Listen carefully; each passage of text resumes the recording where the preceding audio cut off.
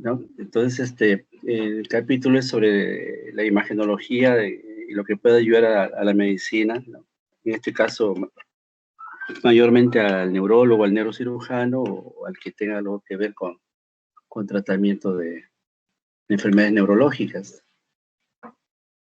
Entonces, el sistema nervioso central, el sistema nervioso central es CNS, es prácticamente el encéfalo y la médula espinal, ¿no? Que vamos a ir explicando y ya conocen por anatomía. Y mayormente el encéfalo es, como saben, está dentro del cráneo, está rodeado por hueso. Y entre el hueso y el encéfalo está la meninge. Y entre la meninge y el parénquima cerebral y el cerebelo y todo el contenido de este líquido cefalorraquídeo. Ese es el sistema nervioso central.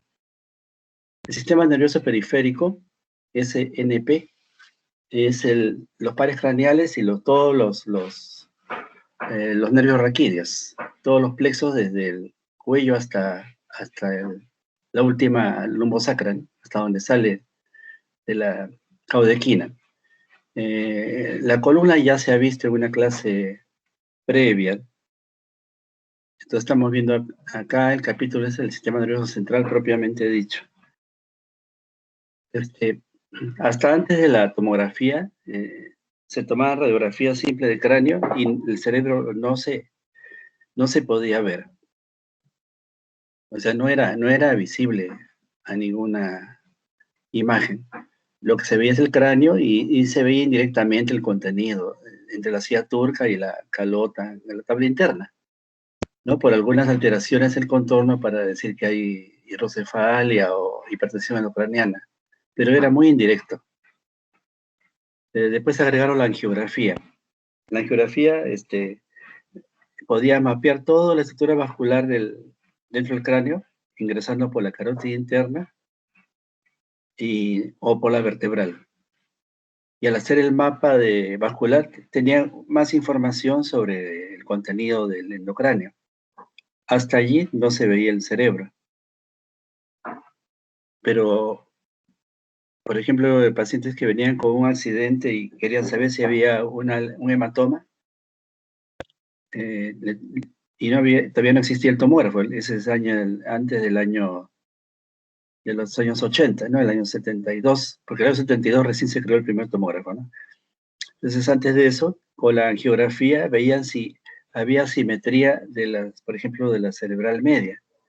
Y si hay una simetría es porque lo estaba comprimiendo un hematoma. O sea, no veían el hematoma, sino el efecto de la compresión.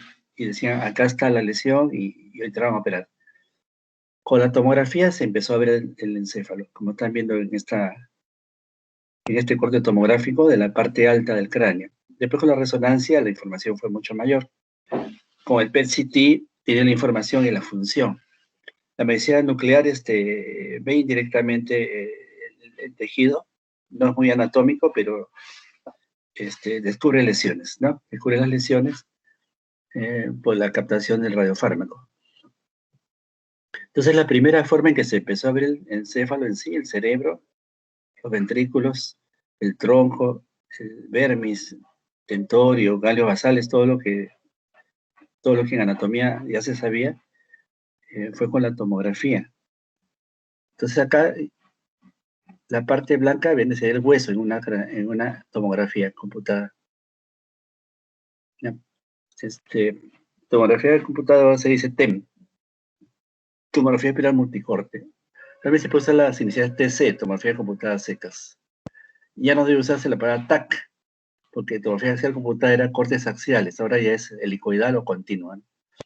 Entonces la parte blanca es el hueso, en tomografía reconozcan siempre. La calota es el hueso que rodea al hueso, al cerebro, y le dicen también diploe, porque tiene una tabla externa hacia el cuero cabelludo, una tabla interna hacia el cerebro y una medular acá. Acá en realidad el cráneo lo ven blanco porque está con ventana para cerebro. Su micro apaguen, por favor, se está colando. Entonces, si le hacemos una membrana de hueso, el cerebro se desaparece porque se hace muy oscuro y verían la tabla externa, la tabla interna y el diploe, ¿no? Bueno, acá estamos viendo el contenido. ¿Ya? Entonces el continente lo hace el cráneo, ¿no? El contenido. Entonces se identifica una línea media, que es la división entre los dos hemisferios, y ahí está la voz del cerebro, ¿no? Hacia la periferia, todo lo que está viendo acá, dibujando los surcos, es la sustancia gris.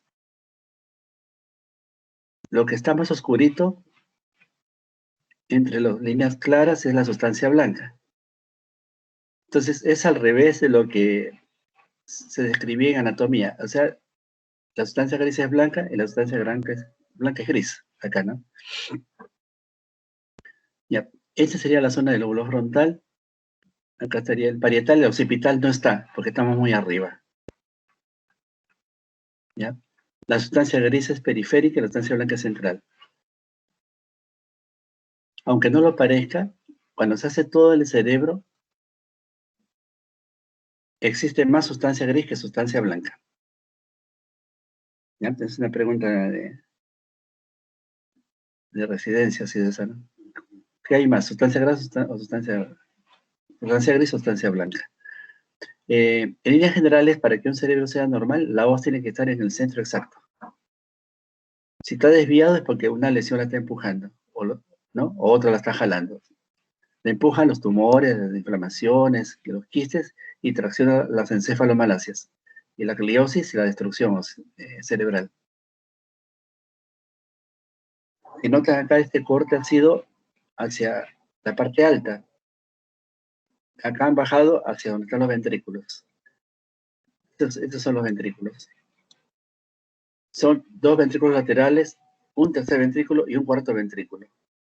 Entonces, ventrículo lateral derecho, ventrículo lateral izquierdo. Lo que divide la zona ventricular, acá ya no hay os, ¿no? La os se acabó. Es el septum, ¿no? Entonces, este corte está hecho donde están los ventrículos a nivel de los ganglios basales. Estos son ganglios basales, lo que estoy enseñando acá, aquí y acá, ganglios basales. Adelante está el núcleo caudado, atrás está el tálamo, y al medio está la sumación del putamen y globos pálidos. En conjunto, esto es el núcleo lenticular. Núcleo lenticular. Núcleo lenticular, caudado y tálamo. Lo que surca entre el lenticular y el tálamo con el caudado es la cápsula interna, que es esto de acá. Cápsula interna. La cápsula interna es más oscurita. Los ganglios basales son más claros. Entonces, los ganglios basales se consideran también sustancia gris. Lo que está justo atrás, donde se hay la bifurcación de los ventrículos, es la glándula pineal. Hay una glándula pineal, así como hay una hipófisis que está hacia turca, hay una glándula pineal que está atrás, ¿no? Los ventrículos tienen plexos coroideos. Este corte señala que está en el bordecito de un plexo coroide, se termina el ventrículo, ¿no? El cuerno occipital podría ser acá.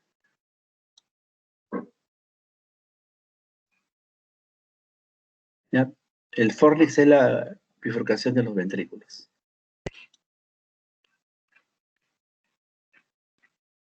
Acá seno recto en realidad es una vena.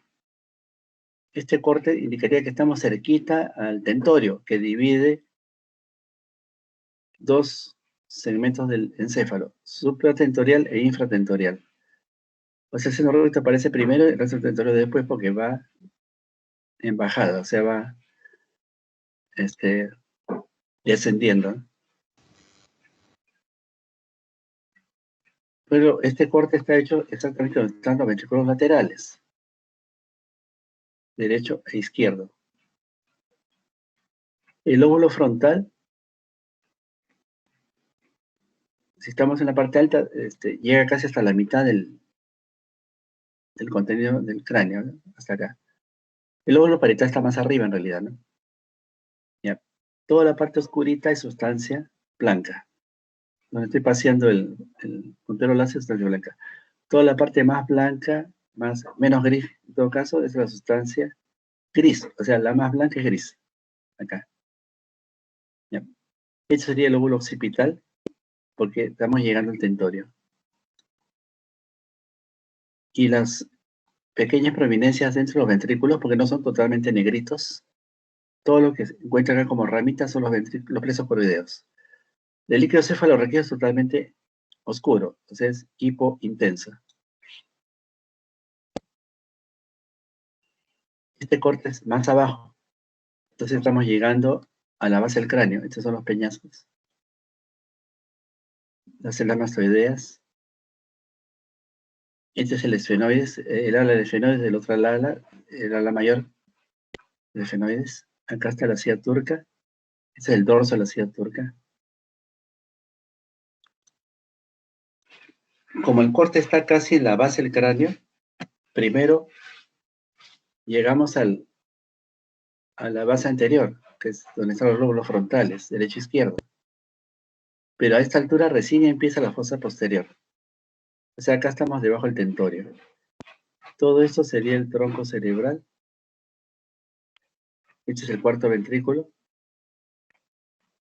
Este es el hemisferio cerebeloso derecho e izquierdo. Y lo que comunica los dos hemisferios cerebelosos es el vermis. El vermis está detrás del cuarto ventrículo y al medio entre los dos hemisferios cerebelosos. Este espacio de acá es la cisterna magna. Tiene líquido cefalorraquídeo.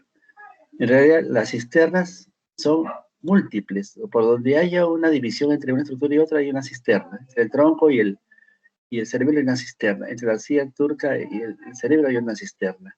Donde están los pedúnculos hay cisterna. ¿No? Esta es cisterna AMI, cisterna supracelular, cisterna periapeduncular, cisterna del tronco. ¿No? Acá hay una estructura redondita que está detrás de la silla turca y delante del tronco. Este de acá es el trayecto de la arteria basilar. O sea, la arteria basilar está detrás del dorso de la silla turca, que ya se explicó cuando hablamos de hipófisis y silla turca. Entonces, estas serían las clinoides anteriores de la silla turca, izquierda y derecha. Ya. Donde estoy poniendo el puntero serían los lóbulos temporales. O sea, los lóbulos temporales son un poco más profundos que el lóbulo frontal. Ya, entonces este es un cráneo y cerebro normal, con los cortes en la base, con parte de la fosa posterior. Y esto es lo que hemos visto en anatomía, ¿no? De un libro, de un atlas, ¿no? La sustancia gris en el atlas sí aparece más oscurito, la sustancia blanca más clara, y de ahí se usó el nombre y ahí así quedó, ¿no? Entonces los ganglios basales están acá. Este es el núcleo caudado, este es el tálamo, ¿no? Este es el núcleo lentiforme lenticular que tiene el putamen y globos pálidos, ¿ya? El globo pálido está hacia el medio y el putamen está hacia la periferia. Es el núcleo caudado y esta es la cápsula interna. Y como angula acá, este es el brazo anterior, rodilla y brazo posterior. El corte de la derecha no es exactamente igual que el de la izquierda. ¿Ya? No han hecho el dibujo igualito porque acá están viendo además el valle silviano. Acá está dentro del valle silviano. ¿Ya? Este es el fornix, es el ventrículo lateral, cuerno frontal, cuerpo, cuerno occipital y este es el plexo coroide. Según el corte, si logran ir a la base de los ventrículos laterales, lo que esté en el medio, esto sería el tercer ventrículo. Tercer ventrículo.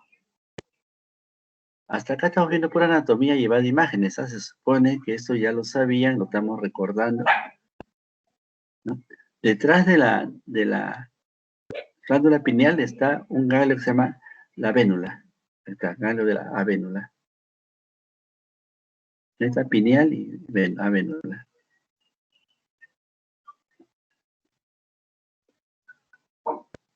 ¿Ya? Este es el lóbulo temporal. El lóbulo temporal, cuando aparece voy a decir bien es porque están entrando al lóbulo temporal, cuando va desapareciendo está en el parietal.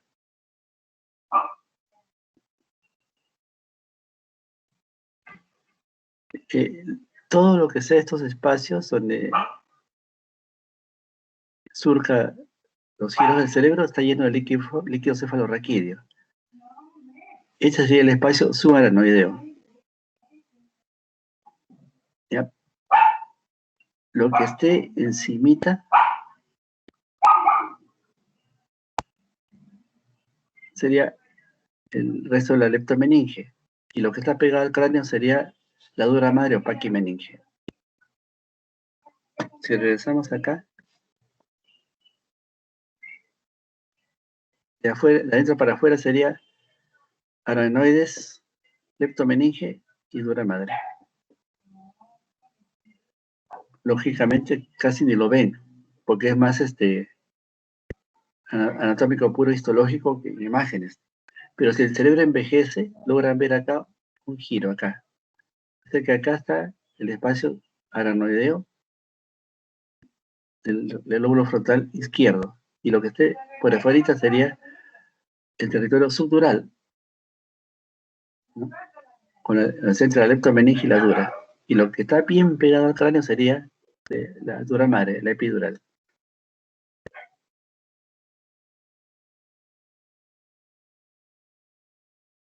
Ya, una vez recordando el cerebro, los espacios, sustancia gris y blanca, ventrículos, fosa posterior, ganglios basales, algo de cisternas, los espacios aracnoideo, los espacios son tres, epidural, subdural y aracnoideo. Las cisternas que son un montón. En tomografía se logran reconocer por lo menos unas 6 o 7 cisternas, ¿no?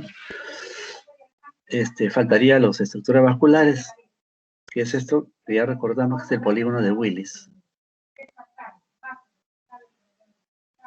Este sería la arteria. No, esta es la carótida interna. Según el esquema, es la carótida interna. La carótida interna viene de abajo, del cuello. Lo que da hacia el cerebro sería la arteria cerebral media derecha-izquierda. ¿Ya? Lo que da adelante son las arterias cerebrales anteriores, derecha-izquierda, que se unen por la comunicante anterior, que es esta. A su vez, en la carótida interna salen dos ramitas hacia atrás que serían las COP. COP significa comunicante posterior, que se une a la arteria cerebral posterior, que es esta, y forman el polígono.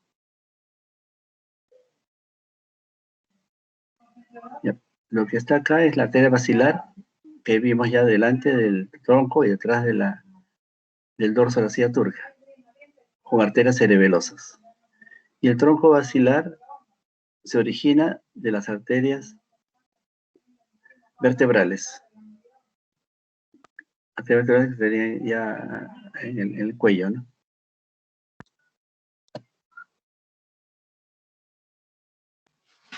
Entonces, en este esquema, en moradito es el territorio de la cerebral anterior, en azul cerebral media y en rojo cerebral posterior,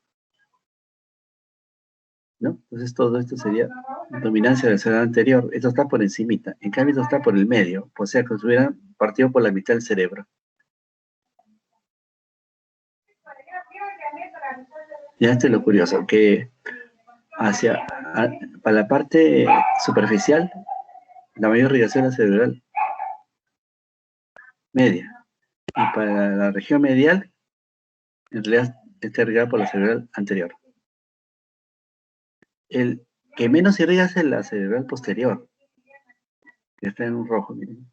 Es el lóbulo occipital, que es al final el más pequeño.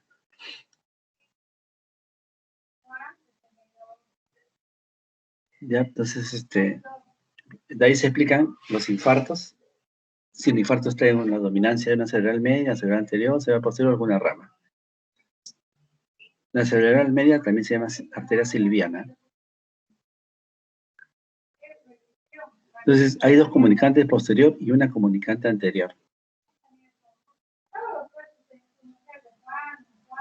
Lógicamente, hay una sola arteria basilar, hay dos arterias cerebrales medias, hay dos arterias cerebrales anteriores. Hay una sola comunicante anterior, hay una sola basilar, hay dos arterias vertebrales. Esto es lo que se hacía antes, no así como lo ven, sino con inyección directa. Esta es una digitalizada. Acá están viendo estructuras vasculares puras y el cerebro no lo ven. Este es el sifón, el carótido interno, y esta forma de curvas pues, le llaman sifón. Sifón. Viene por acá y esta sería la cerebral media. Viene por acá sería la cerebral anterior y acá sería la comunicante y las ramas de la cerebral anterior, que se llama pericariosis ferosa marginal, y acá le han embolizado. Entonces, han ingresado por acá con un catéter especial y han tapado un aneurisma. Bueno, hasta antes de la tomografía y después la resonancia que vamos a ver, con esto se hacían diagnósticos de lesiones cerebrales. Muchas limitaciones por medio, pero mucha pericia de la parte clínica. Y esto es una angiografía por reconstrucción con tomografía computarizada. Entonces es un TEN multicorte con contraste y color. Noten que tienen la base del cráneo porque se hizo una reconstrucción. ¿Ya? Este es el piso anterior, está la zona del cristal gálico, la vena cribosa. ¿Ya? Esta es el ala del esfenoide derecha-izquierda. Esta es la fosa temporal derecha-izquierda. Este es el dorso de la silla turca. Este es el agujero magno. Y este es el hueso occipital. Y acá tenemos el polígono de Willis. Cerebral anterior derecha, cerebral anterior izquierda, carótida interna, cerebral media derecha, cerebral media izquierda, tronco basilar por acá, arterias cerebelosas. Se hacen reconstrucciones con diferentes escalas de color para verlo más y más intenso. ¿Ya? Esta es una imagen bastante básica de lo que se logra ver con tomografía multicorte con reconstrucción 3D, que es este caso. Esta es una tomografía en la cual la ventaja de la tomografía es que ya los últimos equipos te seleccionan una ventana que realza lo que tú más necesitas. Por ejemplo, en esta tomografía de un paciente le hicieron el contraste fue por un brazo, por la vena, ¿no? Llega al cerebro, obtiene las imágenes y le hace ventana tipo angiográfica, que se llama MIP, M-I-P, MIP. ¿Ya? Que en inglés es una traducción de intensificación de imágenes, ¿no? Realzadas. MIP. Entonces notarán que clarito se ven los vasos. Y al cerebro casi lo ven por las justas, ¿no? Entonces el cráneo lo reconoce, el cerebro casi no lo ve. Y acá está la cerebral anterior derecha, cerebral anterior izquierda, cerebral media, comunicante, parte de las cerebrales posteriores. Y en perfil, esta es la cerebral anterior con su rama pericariosa y marginal. Y estas son venas. Este es el seno recto. Eso le llaman ese nombre. Que va acá a la prensa de Erófilo. Esta es la prensa de Erófilo. ¿Ya? Estas son ramitas de la arteria cerebral media correspondiente, derecha e izquierda. ¿Ya? Entonces acá están viendo tanto arterias como venas. En este corte al menos, algunas venas. Entonces se puede hacer una imagen selectiva más para arterias o una imagen selectiva más para venas, dependiendo de la ventana que use el software del equipo y el momento de la adquisición de las imágenes a partir de la inyección del contraste. Entonces, las arterias mayormente se pintan en los primeros 20 segundos, las arterias en los siguientes 20 a 30, 40 segundos, ¿no?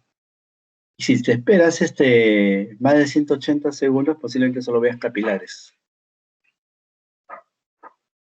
En este perfil, a su vez, noten que como ha puesto el cuello, acá está la carótida interna del lado que está tomando. ¿Sí? La carótida viene de acá.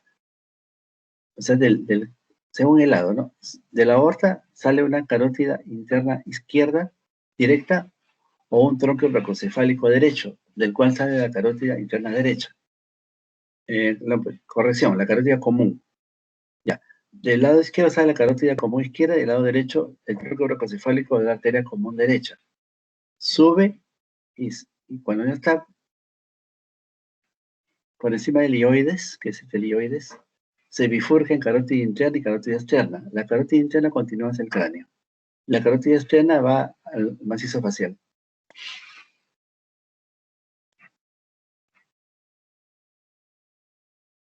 Acá vemos una imagen tomográfica con contraste.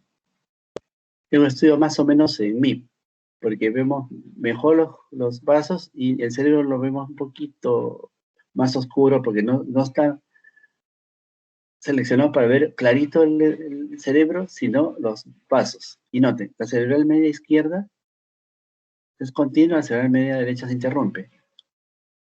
Le hacen una reconstrucción en 3D y noten, la cerebral media está intacta, la cerebral media está interrumpida. Por lo tanto, acá hay una trombosis y acá hay un infarto. Entonces, con la ventana del cerebro se ve el infarto y con la angio se ve el lugar de la trombosis.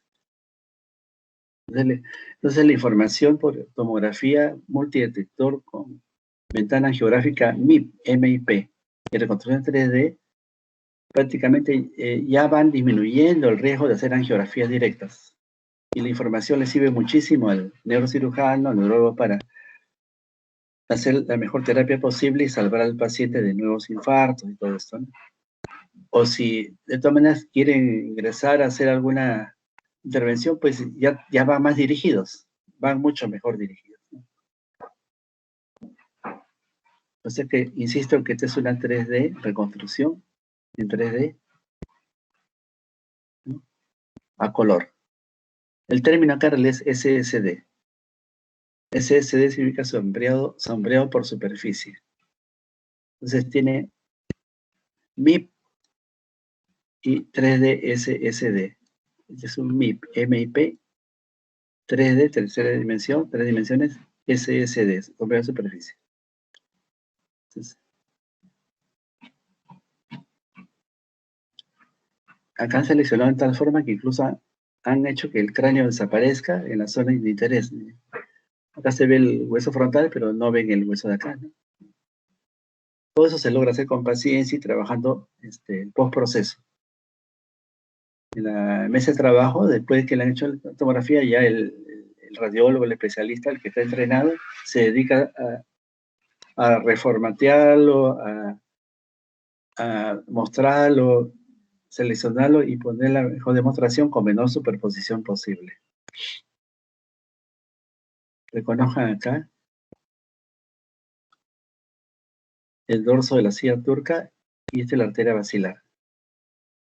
Esta arteria basilar, esta de acá. ¿Qué es esto de acá?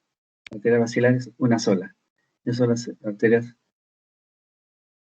Según el nivel de corte, te pueden ser cerebelosas, ¿no?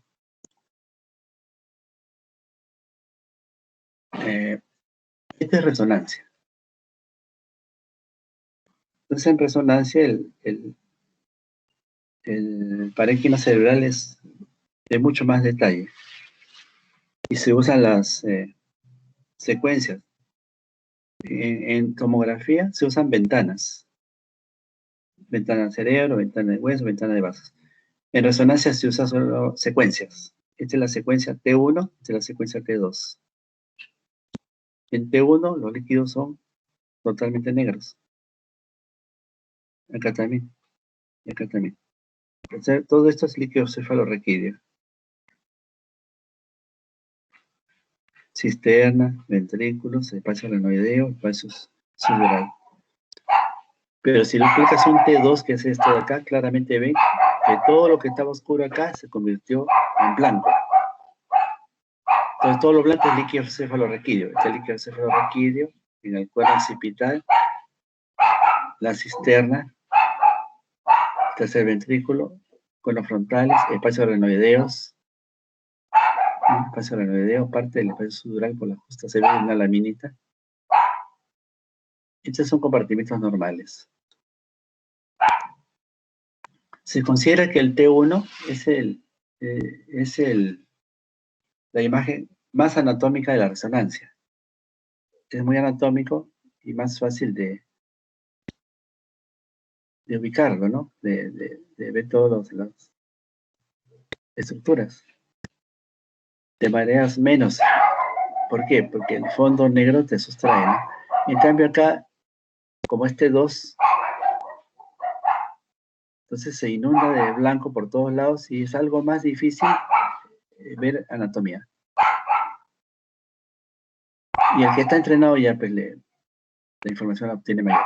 Entonces, la primera imagen debe ser un T1 para tener la anatomía y después sería un T2, supresión grasa, otras secuencias, para ver lesiones. Por lo tanto, T1 casi nunca es para ver lesiones, es para ver anatomía y la siguiente secuencia es para ver la lesión. Generalmente una lesión cerebral aguda tiene edema, ya sea contusión, hematoma, infección, tumores. ¿Qué va a suceder con la lesión que tiene edema? Se verá una mancha blanca donde hay el edema, porque si los líquidos son blancos, los edemas también serán blancos. Entonces en el T1 los líquidos se verán oscuritos, entonces será un poco más difícil demostrarlo. Este es nuevamente un esquema de Atlas de una imagen cerebral en sagital. A lo que ya conocemos de cerebral, que diga lóbulo frontal, lóbulo parietal, ¿no? Sumamos el cuerpo calloso que estaría al centro, acá, en la división de los dos hemisferios. Entonces acá se logra interpretar que lo que está debajo del surco que estoy mostrando es la fosa posterior. Esto acá. Entonces acá estaría el tentorio, que es dura madre. Es el cerebelo.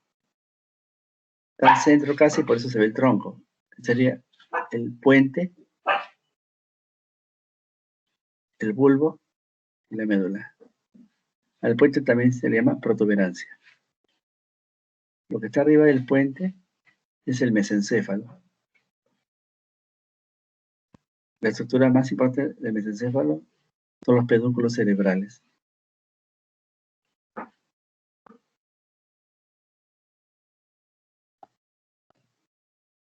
Y este es por resonancia. Este es el lóbulo frontal, es el hueso. Este es el espacio subdural. El epidural casi es invisible acá. Todo lo que ingresa del espacio aranoideo. Entonces el lóbulo frontal, este es el lóbulo parietal. Este de acá es el cuerpo calloso. Ya, esta es la protuberancia, el bulbo, el cerebelo y este sería el tentorio. El tentorio separa el cerebro del cerebelo.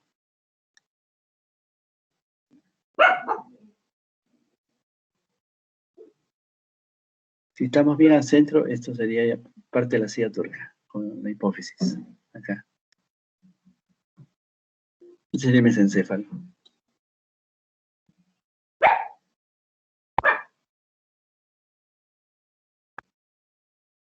Acá señalando otra imagen en T2. T2. Entonces, lo que estoy señalando acá es parte del cuerpo calloso. Miren, lo que vimos en sagital, cuerpo calloso. Cuerpo calloso también sería sustancia gris. Ya, entonces es lo que une el tercer ventrículo al cuarto ventrículo es el agujero de Monro. Lo que une el tercer ventrículo al cuarto ventrículo es el conducto de Silvio, o acueducto. Ya, por acá sale el seno recto, y donde se bifurca sale la vena de Galeno, que estaría acá. Este es el núcleo ventricular, este es el núcleo caudado, este es el tálamo, cápsula interna. Espacio arenoideos, espacio arenoideos. Lóbulo occipital, derecho e izquierdo. Ya. Entonces, reconociendo una forma básica del cerebro y su contenido, normal, lo que hemos visto hasta el momento, puede haber patologías, como cualquier otra parte del cuerpo. Pueden ser congénitas o adquiridas, ¿no? Entonces, entre las que está la enfermedad vascular cerebral, ¿no? La congénita es algo de nacimiento, ¿no? Una malformación que vamos a ver, ¿no? Entonces, enfermedad vascular cerebral, las lesiones isquémicas, ¿no? Un infarto de cerebro, ¿no? Lesiones hemorrágicas, sangrado, lo que le llaman derrame, cualquier vasculopatía con falta de irrigación, trombosis en las venas, que también existe. Es la vascular. En cuanto a infecciones, parasitosis, abscesos, todo lo que sea encefalitis, viral también, ¿no? El COVID también puede, en algunos casos, dar un problema cerebral, ¿no? Hay encefalitis viral de varios tipos conocidas. El capítulo tumores es todas las neoplasias que se les ocurran de dos estirpes básicas, la glía y los astrocitos. Entonces, los tumores mayormente son algún tipo de glioma o astrocitoma. Las enfermedades degenerativas mayormente son de sustancia blanca. Se degenera de sustancia blanca. Casi no se menciona degeneración de sustancia gris. Ya. Entonces, algo de congénitas. Se puede encontrar una malformación, una anomalía del cierre del tubo neural. ¿Ah? Si no se cierra bien, entonces el cráneo no está en su lugar y puede haber un encefalocelio, o sea, el cerebro se sale por fuera del cráneo. Malformación de Chiari 2 y 3, o sea, el cerebro se va hacia el agujero magno, no se queda en su sitio. Y puede dar un mielomeningocele, que es una salida de meninge o médula espinal a través de la columna vertebral. Ese es cuando el tubo neural tiene un problema del nacimiento. En cuanto a anomalía o organización hemisférica, tenemos agenesia del cuerpo calloso. Puede haber alguien sin cuerpo calloso, es una patología. Holoprosencefalia, ¿no?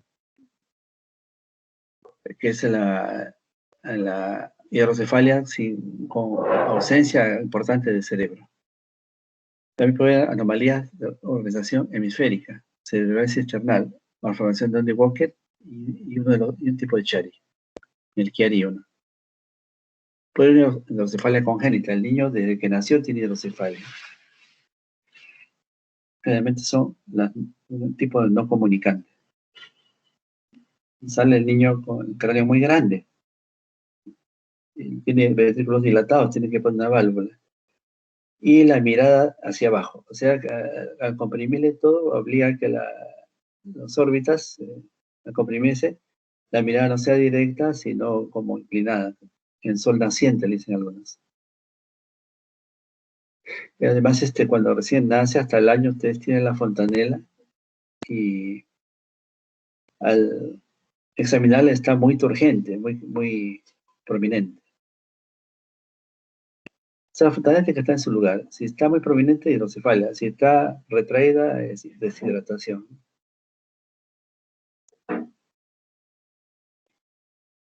Entonces, en la anomalía del cierre tubo neural se puede producir un encefalocele. El término cele es hernia, ¿no? Entonces, es una solución de continuidad del hueso logra originar un sacorneario. Generalmente se localiza en la línea media. ¿Y por qué? Porque no se unió bien los dos. A ver un poco de anatomía. Hay un hueso frontal, hay dos huesos parietales, dos huesos temporales y un hueso occipital. ¿Cómo se unen? Por las suturas. Entonces, si la sutura no se une bien en ese espacio, se hernia. Entonces, generalmente es en la línea media. Casi no hay hernias, por ejemplo, por los costados. Entonces, puede producir las meninges, tejido nervioso que está desestructurado, está alterado. Un poco más frecuente es hacia la parte posterior occipital. Y a su vez el cráneo es pequeño, microcefalia. Microcefalia es cráneo pequeño y macrocefalia es un cráneo grande, con o sin hidrocefalia. Cuando se hernia deformas las cavidades, deformas los ventrículos. Jala hacia la hernia. Es un encefalocele. Encefalocele occipital es esto. Entonces, el lóbulo occipital del cerebro, porque este es el cerebelo, a través de una falta de cierre el tubo neural, que es el cráneo, está herniado.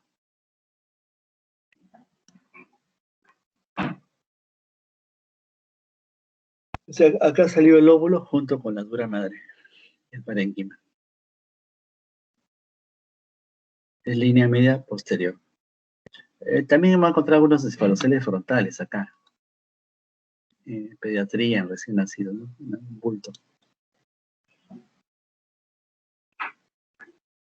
Pero algo de Chiari, mielomeningocele. Una malformación del romboencéfalo que es compleja. Deformación del lado del cerebro y del tentorio. Elongación de desplazamiento caudal del cuarto ventrículo, o sea, se va hacia abajo.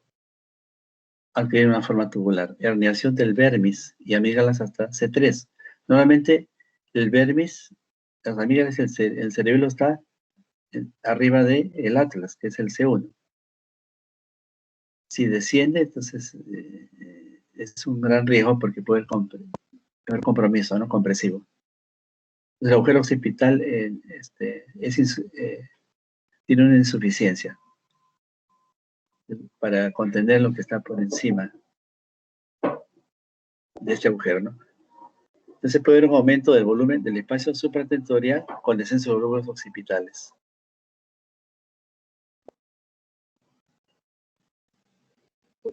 La lógica es que si desciende, queda espacio arriba libre.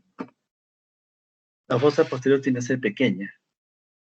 Puede acompañarse de mielomeningocele e hidromelia medular. Hidromelia medular quiere decir que se forma un canal líquido dentro de la médula espinal. Es una parte de la siringomielia.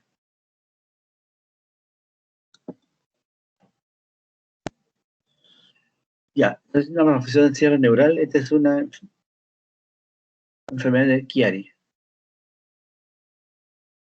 Si este es el cerebelo y este es el tronco, el cerebelo viene acá, se elonga y la amígdala del cerebelo viene hasta acá, baja, y acompaña a la médula.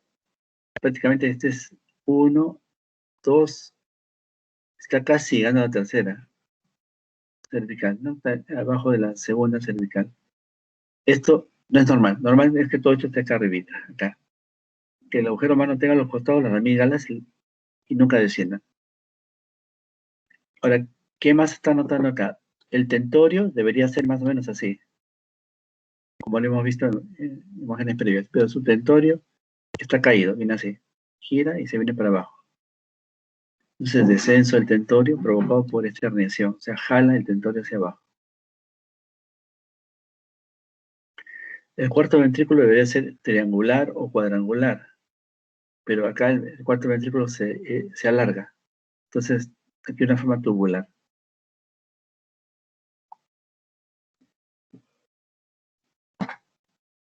Es muy peligroso el Chiari porque las amígdalas cerebelosas, si se comprimen, puede dar un paro del sistema cardiorrespiratorio, porque ahí está el centro, ¿no? Neurológico de la función cardíaca y respiratoria. Por eso es que cuando cualquier gran lesión ocupativa, expansiva, hematomas, hemorragia supratentorial comprime el tentorio, el riesgo es que comprima hacia abajo y todo se vaya hacia el agujero magno. Y si el agujero magno es normal porque no es un Chiari, muera por el paro cardiorrespiratorio porque se comprimió. A pesar de que acá nunca hubo lesión, es por la compresión de arriba. Bueno, acá da lugar a más tiempo y no habría una muerte súbita como si lo hace por compresión de un cráneo normal.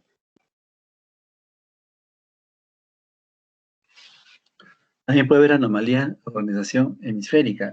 Por ejemplo, agenesia del cuerpo calloso, que hemos mencionado ya. Puede haber ausencia de todo parte del cuerpo calloso. Alteraciones morfológicas de los ventrículos provocadas por los agenesia del cuerpo calloso. Entonces, los cuerpos anteriores o astas se adelgazan, el tercer ventrículo se agranda y las astas posteriores se ensanchan, dando una imagen en posición de rana de salto. Ya hemos visto varios ventrículos y son paralelos, más o menos fácil de verlos y Tanto el cuerno frontal como el occipital temporal tienen el mismo diámetro, ¿no? Acá no.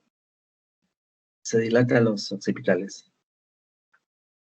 En perfil se ve surcos corticales hacia la cara interna de rayos de sol. Y hay separación entre arteria pericallosa y vena cerebral interna. No están tan cerca como hemos visto en las imágenes previas. Entonces acá no hay cuerpo calloso, debería estar acá. Acá debe haber un cuerpo calloso con su apéndice, rodilla, cuerpo y cola del cuerpo calloso, o rodete. No hay. Entonces los surcos caen, y esto da la imagen del sol radiante.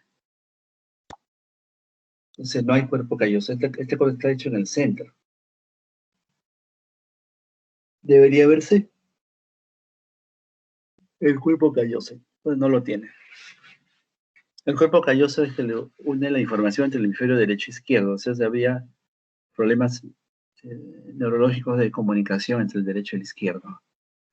Ustedes saben que por conocimientos básicos, que el hemisferio izquierdo es de la ciencia y el hemisferio derecho del arte, ¿no? El que tiene un buen cuerpo calloso, más desarrollado, se concentra más en su labor científica sin que le distraiga la parte que no sea científica. El que tiene más dominancia del hemisferio derecho tendría más actividad artística y no tanto científica. Los que tienen un cuerpo calloso impiden que el área del arte distraiga el área científica y son mejores científicos. Y algunos autores hablan de que las mujeres tienen un cuerpo calloso mejor desarrollado que los varones. Bueno, no todos lo certifican, pero parece que es cierto porque un ejemplo típico, la mujer cuando se concentra se distrae menos y sigue viendo otras cosas. O sea, ella puede, yo creo que en general las chicas, las mujeres, las esposas en las casas, pueden estar viendo su programa favorito, su telenovela y decirte lo que tienes que hacer, ¿no? Y no se entiende. En cambio, un varón está viendo un partido de fútbol y la pareja le habla y no le entiende, no le escucha, no comprende nada porque está viendo su actividad y no puede hacer dos cosas al mismo tiempo. Entonces, ahí estaría una explicación. Que el cuerpo calloso funciona mejor en la mayoría de las mujeres. Pueden hacer dos, tres cosas al mismo tiempo sin distraerse. Nosotros tenemos esa desventaja. Pero muchos psicólogos incluso describen eso. Bueno, esta es más difícil de explicar. Esta es una ecografía que he hecho a través de la fontanela. No se puede hacer una ecografía cuando el cráneo está cerrado. O sea, antes del año de edad hay posibilidades, después del año no hay cómo. Han elaborado algunos traductores para usar escáner temporal, porque es la más delgadita. Tienen que rapar a la cabeza para a través del hueso temporal ver algo del contenido, ¿no? Bueno, esto es a través de la fontanela y debería verse fácilmente una imagen refringente al medio del cuerpo calloso y no lo tiene. No lo tiene. Es ese cuerpo calloso. Esta es la imagen de la rana del salto. Los cuernos frontales permanecen delgados, el tercer ventrículo se dilata y se dilata mucho más los cuernos occipitales, dando la imagen de las patas posteriores, el cuerpo y las patitas anteriores. Listo para el salto. Esta imagen del salto de rana es una forma indirecta de sospechar una agenesia del cuerpo calloso. Dice, asta frontal es pata delantera, tercer ventrículo del cuerpo y astas posteriores, muslos voluminosos, dando la hidrocefalia de occipitales. La hidrocefalia de cuernos occipitales se llama colpocefalia. O sea, una hidrocefalia normal, común y corriente es la dilatación de los ventrículos por igual, si son bilateral. Puede haber una hidrocefalia de un solo lado, pero cuando la hidrocefalia es del cuerpo, no, del tercero hacia los occipitales, sino hacia los frontales, eso se llama colpocefalia. Esta es una colpocefalia típica. Y prácticamente acá no ven la imagen que explicamos hace un rato del de la rodilla al cuerpo calloso, haciéndole un ángulo acá a los cuernos frontales. No hay cuerpo calloso.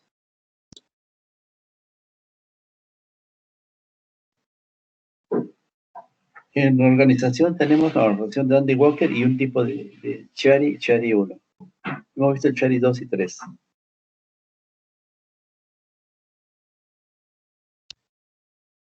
Ya. La organización de Andy Walker. Miren, en esta clase, cuando yo alguna vez fui reciente primer año, esta clase es para pregrado, residencia. El capítulo de neuroradiología lo dictaban en un mes, pero empezaban con anatomía pura, después los cortes histológicos, después las imágenes previas, desarrollo ante el nacimiento, romboencéfalo, ¿no? Todas las partes antes del nacimiento. Después entramos a la parte selectiva. Y una sola clase era congénitas. En otra clase era infecciosas. En otra clase, que de un par de horas, era tumores. En otra clase era hidrocefalia. Era muy largo el tema. Ya, entonces, en otros países, acá hay muy pocos, hay neuroradiólogos puros. O sea, cuando yo fui residente en Cayetano, uno de mis profesores era un neuroradiólogo, que tú le ponías una placa de tórax y no la sabía ver. Ya te decía, ahí estudiaste y no te explicaba mucho, pero le ponías algo de sistema nervioso y te sacaba pues información que parecía invisible, ¿no? Bien amplio. Ya, bueno, háganse de cuenta que estamos nuevamente en pregrado, regresamos a nuestra realidad. En Donny Walker, gran dilatación quística retrocerebelosa en continuidad con el cuarto ventrículo y en proteínas ausencia del vermis. Si hay ausencia del vermis, ya típico. Entonces, condición hidrocefalia. Miren, por ejemplo, el Chiari y hidrocefalia no es lo más común. Podría ser a la larga, pero hasta ahí ya se comprimió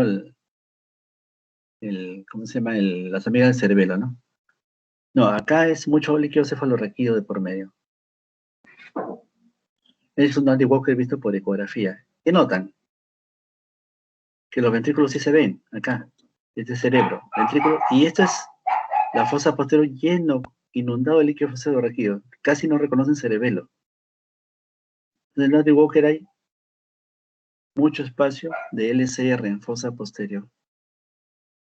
Mucho líquido, entonces es una hidrocefalia comunicante. Se llama hidrocefalia comunicante cuando todos los ventrículos se dilatan, y no comunicante cuando se dilatan algunos y los otros pues, están normales. ¿Mm? A ver, este es un Andy Walker visto por tomografía. Entonces, el cerebro para arriba estaba normal, salvo los ventrículos un poco dilatados. Y en la fosa posterior reconocen el cerebelo pequeñito, el tronco casi escondido, y el cuarto ventrículo con la cisterna magna y el resto de la fosa posterior han hecho una unidad. Este es un Dandy Walker. Se escribe Dandy igual que se pronuncia Walker. Dandy Walker. Dandy Walker. Sus funciones cerebrales superiores son buenas, pero las fosas posteriores están comprometidas. La orientación, ¿no? Todo lo que sea el equilibrio. Dandy Walker visto en sagital. Este cuerpo calloso, para que reconozcan, entero y completamente normal. Ya vimos un paciente con agenesia del cuerpo calloso. ¿Ya? Entonces los surcos no llegan al cuerpo calloso. En cambio, en la agenesia no había el cuerpo calloso y los surcos llegaban y se iban hasta donde no está el cuerpo calloso. O sea, donde dejó el cuerpo calloso, los surcos llegaban y hacían como el sol radiante. Esto es normal. El problema es este. La fosa posterior, porque este es el cerebro, este es el cuerno, este es el lóbulo occipital. Este es el lóbulo occipital. Quiere decir que acá estaría el tentorio, la membrana de dura madre que se llama tentorio o tiende el cerebelo.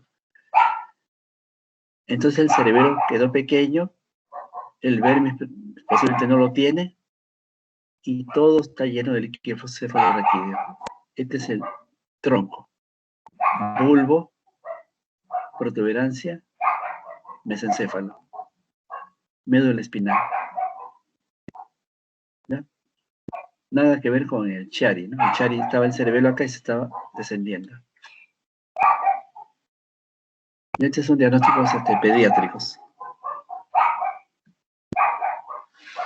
En Chiari tipo 1, digamos tipo 2 y 3, ¿no? Puede haber amígdalas hacia el canal medular, se asocia impresión basilar, asimilación del atlas y síndrome de Klippel-Feil. Fíjense asimilación. El atlas del axis están separados. Acá están en bloque. Y Klippel-Feil son bloques de columna cervical pegadas.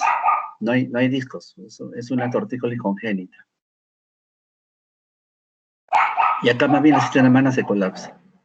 Se elonga y se deforma el tronco del encéfalo. Y como comprime hacia abajo, puede dar hidromiela e hidrocefalia. O sea, tanto para arriba como para abajo de la lesión. Hidromiela está en la médula y hidrocefalia está sobre el tentorio. Entonces acá tiene el descenso de la amígdala. Acá tampoco es descendido acá el tentorio, el cuerpo calloso normal. Pero se asocia a esto. Como este es un T1, este es T1. Los líquidos se ven negros, ¿no? Es un T1. Entonces, estas manchas oscuras en la médula es líquido. Si fuera T2 sería blanco. Entonces, esta es una siringohidromielia. O sea, la médula está inflada como un globo llena de líquido cefalorraquídeo. Dice acá, sí, es siringohidromiela al final, ¿no? Ya no hay diferenciación. Bueno, el paciente no puede mover ni brazos ni piernas, pues la médula está casi de adorno. No hay actividad. O está minimizada.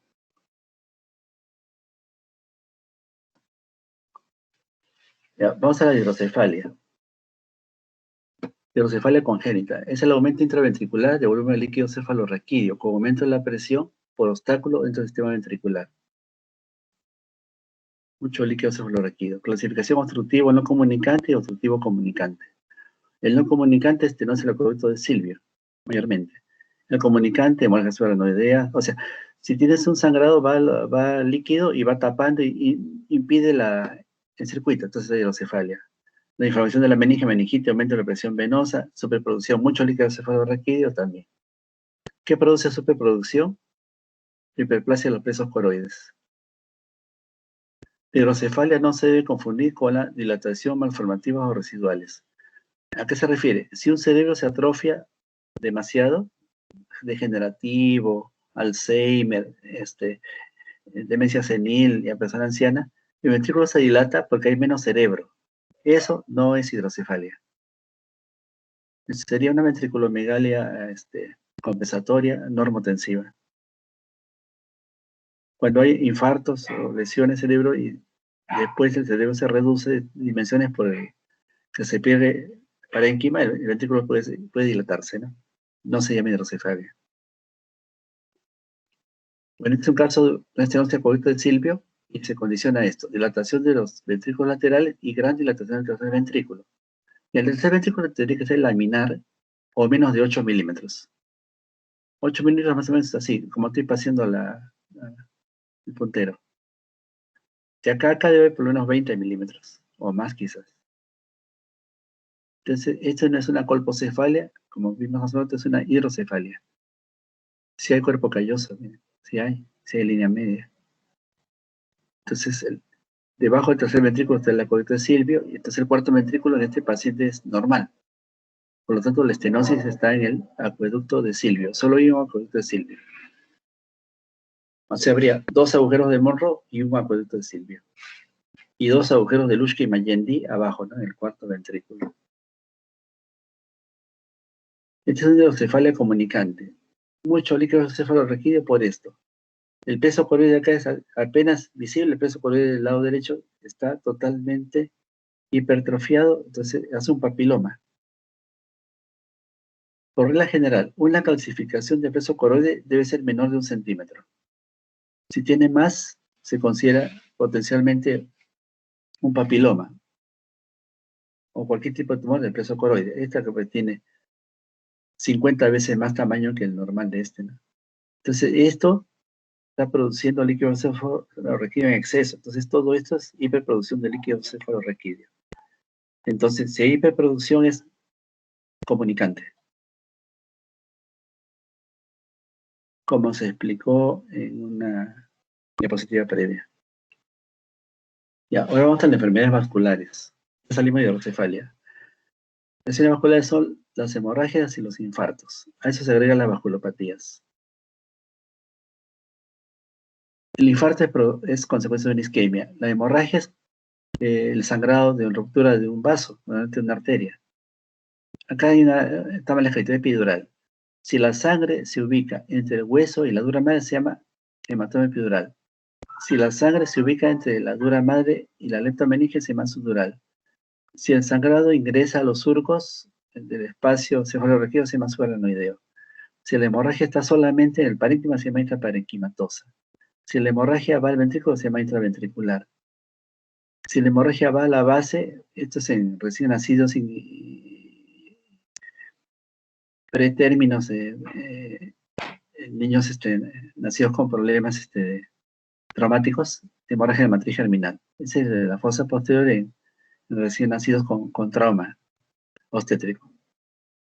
Las vasculopatías en general son la ateromatosis, dispersia fibromuscular, aneurismas arteriales, dilatación, ¿no? Dilatación, malformación de fístulas arteriovenosas, se llama MAF, malformaciones, fístulas arteriovenosas durales y cualquier flebotrombosis. Entonces, lo más común que lleguen en pacientes de mayor edad, ahora hay problema con tanta alimentación chatarra, ¿no? Con exceso de grasas, de colesterol malo, ¿no? Entonces, antes pues venía un infarto cerebral, un señor pues ya de 70, 80 años, ¿no? Ahora estamos viendo infartos cerebrales 45, 50, menos de 40 años. Y la explicación sería esto, ¿no? Es la vida sedentaria y la alimentación procesada, no natural, con exceso. Entonces, presentación aguda de un defecto neurológico funcional con intensidad y pronóstico variable. Este paciente estaba normal, de repente se te desmaya, o no puede hablar bien, o le da una convulsión, y no era así, entonces sospechas un accidente cerebrovascular. Puede ser olvidos también, o sea, empieza a olvidarse de las cosas, ¿no? Según el sitio de la isquemia, pues lógicamente puede ser frontal, puede ser temporal, la zona parietal, occipital. Entonces, si es occipital, más cuestiones visuales, ¿no? Si es temporal, auditiva, si así, ¿no? Si es frontal, más el comportamiento. Si es la derecha, da el lenguaje. Si es la izquierda, el lenguaje no se afecta, siempre y cuando sea zurdo.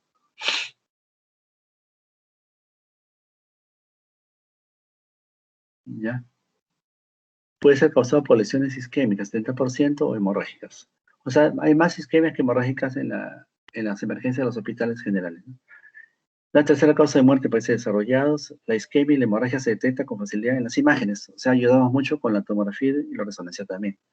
Los fármacos neuroprotectores, los trombolíticos y las técnicas de intervencionismo han cambiado la actitud terapéutica.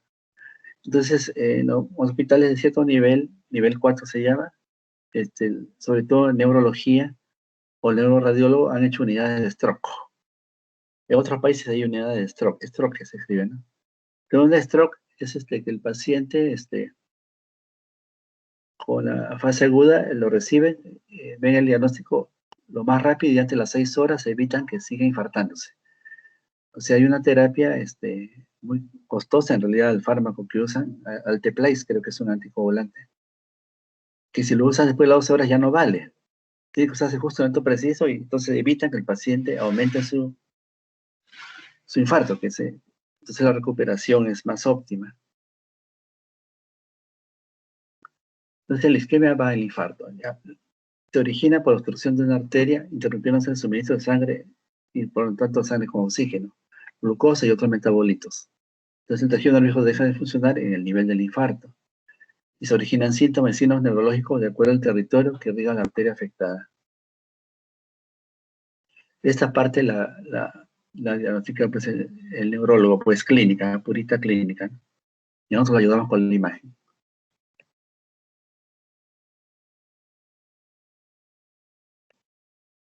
Si un paciente tiene todos los síntomas neurológicos, se desmaya, no lo despiertan, se hace todas las pruebas y sale negativo, lo más probable es que haya tomado un opiáceo o alguna droga y solo tiene midriasis y lo tiene desmayado, ¿no? Entonces, parece un infarto, pero al final no fue. Entonces depende, pero también metabólicas, ¿no? Enfermedad cerebrovascular, isquemia, infarto, vaso comprometido, hipertenso.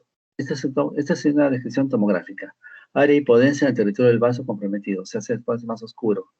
Pierde diferenciación de sustancia gris y blanca. Si vieron las imágenes, decía, esta es la sustancia gris, esta es la sustancia blanca, y lo diferenciábamos. Acá la diferenciación se va perdiendo. Edema de ganglios basales si el infarto es allí. Edema, circunvoluciones, borramiento de surcos. O sea, los surcos no se ven tan nítidos. Si se produce hemorragia isquémica, se visualiza área hiperdensa. O sea, los infartos puros son negros y las hemorragias son blancas o gris claro. Entonces acá la isquemia es todo lo que estoy señalando con el puntero. Toda esta parte oscura es una extensa isquemia dependiente de la arteria cerebral posterior. Y es aguda porque tiene edema, me está comprimiendo el ventrículo. Además de verlo acá, el paciente viene con pocas horas del ataque, ¿no? ¿Ya? Entonces es un infarto. Entonces se ve oscuro. Infarto oscuro. El edema casi no pasa a la línea media en estos casos. Otro detalle de los infartos es que los límites del infarto se pueden seguir con bastante regularidad. Miren, si notan, yo veo el borde del infarto como un dibujo casi. Un tumor no hace esto. Ya, entonces los infartos tienen los límites que le da la arteria. Entonces la irrigación de tal sitio, de tal como el esquema que vimos, le da precisión a los bordes del infarto. Este es un infarto de arteria cerebral media. Todo esto es. Nuevamente noten que los bordes se pueden seguir con mucha precisión, ¿no?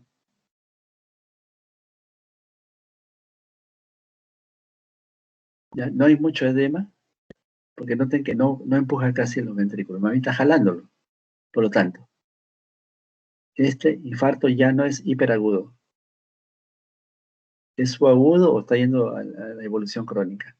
Entonces, se está reblandeciendo el cerebro y el infarto hace que se reduzca el parénquima, por lo tanto, el ventrículo hace una compensación.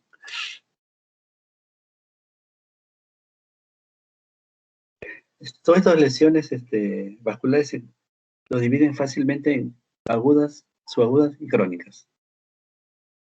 Exactamente, subaguda y crónica, y además la clínica pues, averiguarán cuánto tiempo hace que lo tienen al paciente. Este paciente está en la derecha, entonces no tiene defecto del habla. Entonces él puede expresarse, puede hablar y decirlo el tiempo, ¿no? Cuando el infarto es a la izquierda, que sería este lado, el paciente queda desconectado. Se entiende, pero no logra comunicarse. Y es una desesperación porque él intenta comunicarse, pero no le entiende, pues, no se le entiende. Ya, la hemorragia se produce cuando se rompe una arteria o una vena, permitiendo que la sangre ingrese al parénquima cerebral o a los espacios del líquido cefalorraquídeo. La tomografía y resonancia visualizan el coágulo originado por el sangrado, siendo de mayor intensidad en tomografía y compleja en resonancia. Una de las ubicaciones de las hemorragias es, por ejemplo, un postraumatismo, el hematoma epidural. Entonces, el paciente tuvo un accidente y se golpea fuertemente la cabeza y se desmaya, ¿ya? Entonces, lógico, pues antes del accidente él no tenía nada y después del accidente tiene un trauma y puede sangrar. Entonces, puede o no tener una fractura craneal, ¿no? No es necesario. Se logra ver una hiperdensidad biconvexa por dentro del trazo de fractura y por fuera de la dura madre. Burbujas aéreas al 20%, que significa que está expuesto. Esto se llama neumoencéfalo. Los surcos aparecen por el edema, de forma del ventrículo lateral por efecto de masa, hernia transtentorial o transfalciana. Este paciente tuvo un traumatismo del lado derecho y acá hay una fractura de la escama del temporal derecho. Entonces, acá es el riesgo. El hueso occipital es grueso y duro. El hueso frontal es más o menos grueso y duro. Los huesos parietales son bastante resistentes, pero el temporal es muy delgado. Muy delgado. Ya, si se acuerdan, en una Copa América, un venezolano le tiró un cabezazo a Claudio Pizarro. El venezolano salió bien y Claudio Pizarro hizo un hematoma. Mi explicación. El contrincante le golpeó con su hueso frontal y Pizarro recibió el trauma en su escama temporal. Entonces, un hueso compacto golpeó un hueso delgado y lo fracturó. ¿Listo? Entonces, ¿qué pasa por acá? Una arteria bastante conocida que se llama arteria meningia media. Entonces, al producirse el sangrado, la hemorragia es esta, es blanca. Y se ve convexo. Convexo, ¿ok? Convexo. Entonces, los sangrados hemorrágicos empujan con fuerza, entonces se hacen convexos. Las hemorragias venosas no tienen mucha fuerza y hacen a la cóncavos. Este es convexo. Además, por acá está la arteria meningia media que no está en el frontal ni en el occipital. Y se ven algunos punticos oscuros que puede ser parte del neumoencéfalo de la exposición. Este es un típico hematoma epidural en fase aguda. El hematoma subdural, hiperdensidad convexo-cóncava. Unión de sustancia gris blanca desplazada medialmente, borramiento de surco, deformación del ventrículo lateral, hernia transitorial transfalciana. Vamos a ver. Ya. Accidente, golpe, desmayo, ¿no? Según, ¿no? Realmente se pierde el conocimiento y pues lo recuperan, ya. Vean acá una imagen blanca, hiperdensa. Recién acá está el cerebro. Entonces acá hay una colisión entre el hueso, que es este, y el cerebro. Entonces está en un espacio del líquido cefalorraquídeo, pero es cóncavo. Entonces ya no puede ser epidural, este es subdural. Entonces, al ser cóncavo es subdural. Además, el sangrado de la arteria es violento, quiere decir que en minutos está pésimo. En cambio, el subdural es de instalación lenta, quiere decir que se va posiblemente perder conocimiento, desmayándose de a pocos. O sea, pasan minutos, horas, y se va empeorando. Porque esto fue creciendo por vena, no por arteria. Y esta es una imagen típica de hematoma subdural agudo. En cambio, esto es un hematoma subdural crónico y este es un hematoma subdural subagudo. Depende del momento que se le tomó.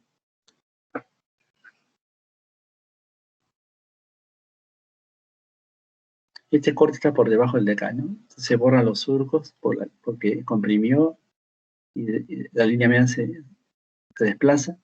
El ventrículo contralateral se dilata por compensación. Y en una fosa posterior habría que ver si logra inclinar el tallo o disminuir el tentorio. En la hemorragia subaranoidea, diferenciada entre los surcos corticales, valles silvianos y las escenas basales. Puede haber un trascendente traumático, pero mayormente es ruptura de un vaso, entre ellos un aneurisma. Ya. La hemorragia subaranoidea es la más catastrófica, pero a la vez la menos notoria. Por lo tanto, el riesgo es más inminente y más peligroso. Entonces noten imágenes blancas esparcidas acá. Y el paciente está pésimo, no te responde. Entonces es sangre. Pero como estos son espacios de las cisternas, de la aranoides, hemorragia, las cisternas basales es una hemorragia aranoidea o subaranoidea. Acá hay un poquito de sangre en el espacio subdural. Este es el aranoideo subdural. Aranoideo. Es una hemorragia blanco acá entrando al valle silviano. Por lo tanto es aranoideo. O subaracnoidea es el término correcto, ¿no? Hemorragia subaracnoidea, vaya silviano, porque lo más probable es que acá se rompió un pequeño aneurisma de la arteria silviana derecha. ¿Ya? Entonces, acá está notorio, pero algunos están delgaditos que pasa desapercibido. Entonces, la clínica es muy escandalosa y obliga a tener cortes más finos o ver con mucha paciencia lo siguiente. Los espacios en realidad son oscuritos, como estos de acá. ¿Ves? Acá todo es oscuro, acá no. Sí, no es sangre. Eso también es agudo. Hemorragia intraparenquimal, hiperdensidad, sustancia blanca o núcleos basales, gran edema periférico, efecto de masa, corrimiento de los surcos corticales, deformación de los ventrículos laterales, hernia transfaciana. Entonces, sangre dentro del parénquima cerebral. Esto. Está el cráneo, está el cerebro, y esto es una imagen blanca. Entonces se le llama hiperdensidad espontánea porque no se le puso ningún contraste por la vena. Si se le pone contraste por la vena, pone una hiperdensidad de vasos por el contraste. No, esto fue espontáneo. Entonces acá se rompió una arteria o cualquier estructura vascular y está sangrando y se ha metido al ventrículo. Es una hemorragia intraparenquimal e intraventricular. Una gran hemorragia acá. Y esta parte oscurita quiere decir que sigue sangrando. Esta es la fase aguda. En la crónica ya se oscurece, no es tan demostrativa. Hemorragia intraventricular, aunque ya vimos, falta la explicación. Hiperencidad entre los ventrículos, generalmente asociada a hemorragia subaracnoidea, como acabamos de ver. Puede haber un trastorno traumático, puede ser hipertenso o un aneurisma que se ha roto. Bueno, este es un caso que domina la hemorragia intraventricular. El líquido cefalorraquídeo en los ventrículos siempre debe ser negro. Este es el pleso coroide. Ventrículos frontal y ventrículo occipital, pero por donde va el ventrículo se ve contenido blanco. Acá. El ventrículo es hasta acá. Sangre en el ventrículo. Es una hemorragia pura intraventricular. Puede haber también subaracnoidea, pero la que domina es la intraventricular. Y acá el edema difuso por todo esto hace que ya no se vean ni los surcos. Entonces viene hipertensión endocraniana. Hemorragia de la matriz germinal en niños neonatos. El tejido gelatinoso subependimario, el surco caudotalámico. Rico en vasos, paredes delgadas, muy prominente a las 24 semanas de gestación, evoluciona hasta desaparecer a 36 semanas. Por lo tanto, tiene que ser un prematuro generalmente, ¿no? Da origen a células corteza y núcleo basal. En los prematuros o en las hipoxias, durante el parto de matriz germinal, sangra con facilidad. Y entonces el riesgo de las prematuras o por trauma obstétrico. Entonces es una ecografía transfontanelar en sagital, este tronco que diga el cuerpo calloso, la hemorragia está acá. La matriz germinal está en la base, entre los hemisferios del cuerpo calloso hacia la línea media en la base, hacia la matriz germinal.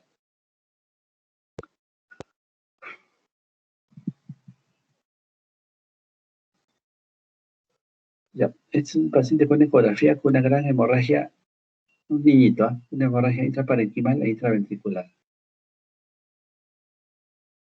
Entonces, este es difícil, es mortal prácticamente. En la tomografía, la hemorragia cerebral, ¿no? La hemorragia se ve hiperdensidad espontánea. Agudo, 24 horas. Subagudo, 4 días. Y crónico, a partir de la segunda semana en adelante. El agudo es hiperdenso, heterogéneo, 24 horas. Subagudo es homogéneamente hiperdenso, totalmente. Lo hemos visto varios. Crónico, hipodenso. O sea, se vuelve casi como el líquido cefalorraquídeo. Y aparte de la imagen, necesitamos saber cuánto tiempo del accidente. Una hemorragia cerebral en tomografía es agudo, subagudo y crónico. En cambio, en tomografía tiene hasta 5 etapas. Para eso se usa el T1 y el T2 como indicador. ¿Se acuerdan que en T1 el líquido cefalorraquídeo es blanco, en T2 es negro? El T2 líquido cefalorraquídeo es blanco y el cerebro pues se puede diferenciar según las atenuaciones. Supongan que entra un sangrado que hemos visto, ¿no? Pero está en parte del cerebro. Entonces, lo que ha hecho los autores es darle 3 escalas a cada T. ¿ya? Acá por igual. Blanco, intermedio y negro. Blanco o hiperintenso. Intermedio y hipointenso o oscuro o dark. Dark significa oscuro, gris, ¿no? Dark. Entonces, crearon las iniciales B, I y D, bit. Ya. Entonces acá tienes hiper, hipo. No, I, hiper. Ya. La T1 es un I y el T2 es un B, hiperintenso, ¿no? O sea, tenemos gris y blanco. Gris y blanco es hiperagudo, 12 horas. Si es intermedio e hipointenso, o sea, intermedio y negro, tiene 24 horas. Si es hiperintenso e hipointenso, o sea, blanco y negro, es 2 días. Si es blanco en ambas, totalmente blanco, subagudo tardío. Este es el más frecuente. O sea, la hemorragia es blanco en las dos T's. Crónico, las dos oscuras, dark, DD. Entonces, se usa una temotecnia. IB, ID, BD, BB y DD. De autor canadiense hizo esto. Y incluso lo hizo una tonada como tipo canción, esto no sé cómo era, pero.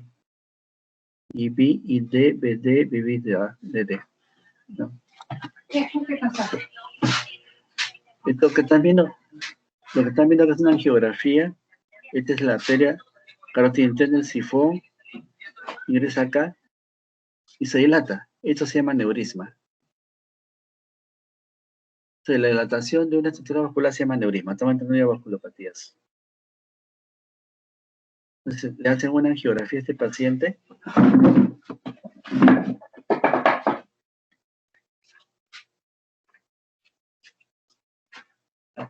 Perdón, le hacen una angiografía a este paciente. Vean el conglomerado del cerebro, ya casi no lo ven, ¿no? Este es un cráneo, miren, este de acá. Este de acá es la base del cráneo, el seno esfenoidal, por acá, ¿no? Entonces, este es el sifón carotídeo, cerebral anterior, cerebral media, parte de la basilar por acá, y acá un globito de contraste flotando, el sifón. Este es un aneurisma. Aneurisma de la carótida interna, a nivel del sifón. Esto no es para pregrado, pero para que sepan lo complejo que es para el neurocirujano, lo que hay que decirle. Solo el sifón carotídeo tiene 7 segmentos. 7 segmentos. Desde el segmento cervical hasta el segmento de la comunicante. O sea, el C7 es el comunicante. ¿Ya? Entonces se le dice C tanto aneurisma, ¿no? De tal lado, de tal medida, aneurisma. Entonces el neurocirujano entra y lo clipa acá. Si cree conveniente, lo emboliza.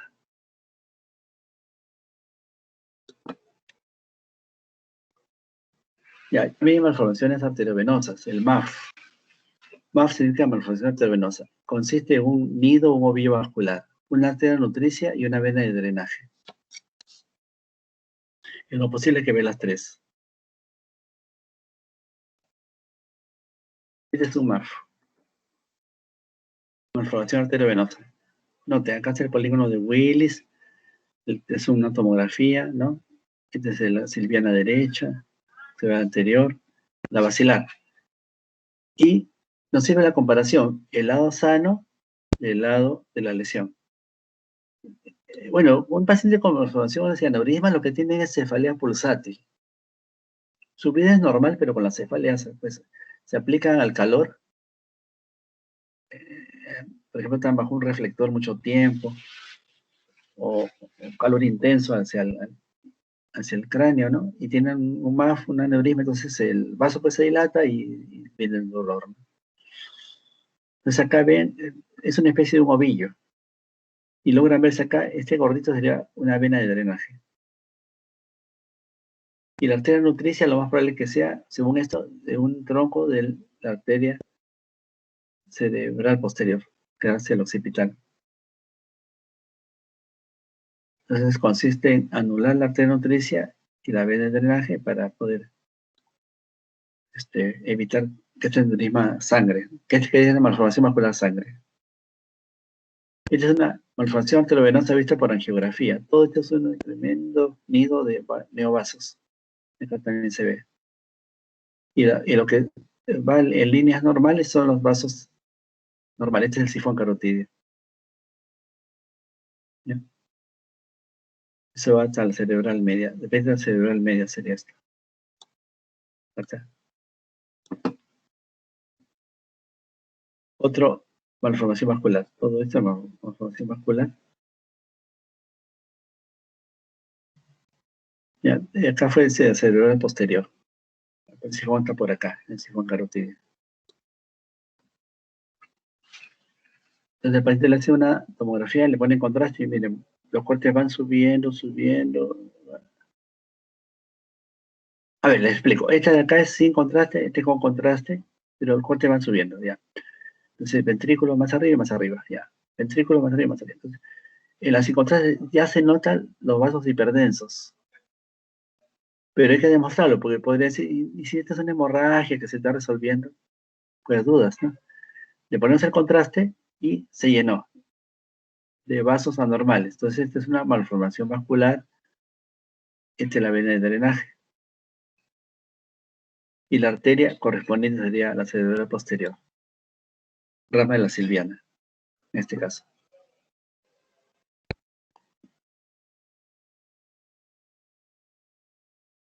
Una malformación vascular en el mesencéfalo, el centro cerebral, nivel del mesencéfalo, que es los pedúnculos, están los pedúnculos. Este es el acueducto de Silvia.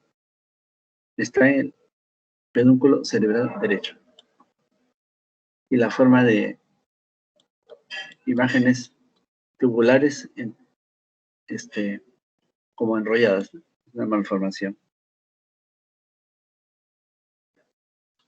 Este es un caso en el cual se ve un penacho de vasos, pero mucha imagen oscura por hemosiderina. Más que edema y hemosiderina, o sea, pequeños sangrados que no van a más y se coleccionan y se oscurece. Esto se llama hemangioma cavernoso. El hemangioma cavernoso o cavernoma, a su vez, no tiene arteria nutricia ni vena de drenaje demostrable, que lo hace la gran diferencia con el MAF. Y da la imagen en palomitas de maíz o pocor. Y es muy poco sintomático o asintomático, ¿no? No es tan espectacular como el aneurisma y el MAF. El hemangioma cavernoso son focalizados, secuela hemorragia con hemosiderina, aspecto de POCOR, no hay arteria nutricia a nivel de drenaje, mayoría asintomáticos, salvo cuando sangra. Y no sangra mucho. No se demuestra en angiografía. Si se le hace una angiografía metiendo el catéter, no sale nada. Con tomografía de resonancia lo ven muy fácilmente. Si se vean cuántas variantes hay. Bueno, las fotos se han reducido para intentando demostrar, ¿no? Si el CHUNS de alto flujo, pues MAF, malformaciones arteriovenosas, de desarrollo. Si el CHUNS arteriovenoso flujo lento, angioma venoso. El angioma venoso es una venita supernumeraria y muy asintomática, una venita que no está en el otro lado, está acá, angioma venoso. El angioma cavernoso está acá, sin arteria nutricia ni vena nutricia. El angioma capilar son líneas capilares delgaditas, generalmente en fosa posterior.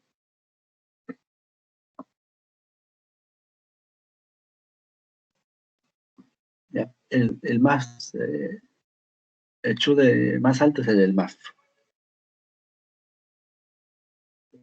Las vasculopatías, entre ellos la fístula arteriovenosa durales. Hay comunicación arteriovenosa, se produce en el espesor de la dura madre. Otro caso son las fístulas carotidio-cavernosas. Generalmente después de un trauma, se hace la fístula y hay una proptosis, el ojo del lado afectado sobresale y late. O sea, tiene una proptosis pulsátil. Entonces hay que sospechar que ha hecho una fistulización una alteración postraumática generalmente. Entonces, esto está a nivel del seno cavernoso. Acá está el sifón carotídeo. Al ingresar, se hace toda una maraña porque se ha fistulizado con el seno cavernoso. Vayamos a un capítulo distinto, las inflamaciones, entre ellos el absceso cerebral. Al igual que en cualquier parte del cuerpo, el cerebro también puede tener abscesos. Puede ser cerebral o cerebeloso. Sí. Entonces, esta es una tomografía que es más fácil de explicar. El absceso es una bolsita de pus con una membrana. Y muchísimo edema periférico, el edema es este. Hay tres tipos de edema en el cerebro: vasogénico, citotóxico e intersticial. De los tres, el más común es el vasogénico, que es este de acá. Vasogénico. El citotóxico es en la fase inicial de la mayoría de las estructuras inflamatorias. Y el intersticial es el de las hidrocefalias. Ya. Como esta resonancia se ve muy intensa toda la lesión, y necesitaríamos hacer otras secuencias como un T1 con contraste para parecerse a esta imagen de acá, ¿no? Pero el cortejo de síntomas es bastante definido hacia infección, ¿no? Entonces, colección o pus dentro del parénquima cerebroso, síntomas neurológicos muy variables, según el cambio de localización, diagnóstico con tomografía y resonancia y tratamiento antibióticos de alto volumen. Si el absceso se produce en fosa posterior, mayormente es en la mastoiditis, en lactantes, en niños. La explicación es que el hueso es más delgadito y puede irse hacia el cerebelo. Entonces, cefalea, fiebre, dolor, cambios de comportamiento, según la ubicación. Trastorno de la marcha para fosa posterior. Puede haber una diseminación hematógena, pero lo más común que sea por infección directa, o sea, post-trauma y se complicó, se infectó.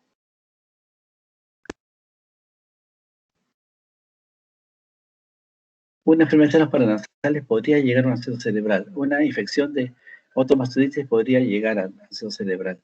El riesgo de absceso cerebral en mastoides es el ángulo pontocerebeloso, y en senos paranasales es los senos cavernosos. ¿Se acuerdan del triángulo de la muerte, ¿no?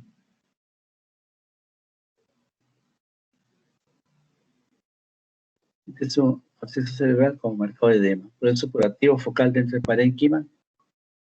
Etiología diversa. Complicaciones más graves, infección de cabeza y cuello. O sea, una infección del contorno del cerebro. Desarrolla una colección de pus rodeada de una cápsula bien vascularizada. Esa es la característica, ¿no? La membrana la rodea y la tipifica. Una pieza anatómica donde había, bueno, el pus ya no está acá, ¿no? Pero acá está el absceso.